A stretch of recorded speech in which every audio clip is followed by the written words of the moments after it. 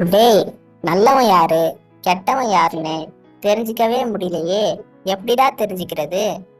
நம் தமிழ் தாத்தா திருவள்ளுவர் அதை அழகா சொல்லியிருக்காருடா.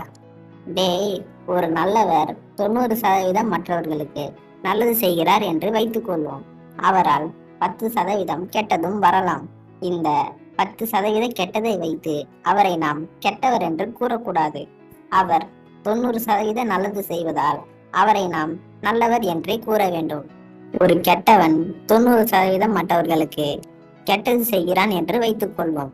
அவன் 10% மற்றவர்களுக்கு நல்லதும் செய்வான். இந்த 10% நல்லது செய்வதை வைத்து அவனை நாம் நல்லவன் என்று கூற முடியாது.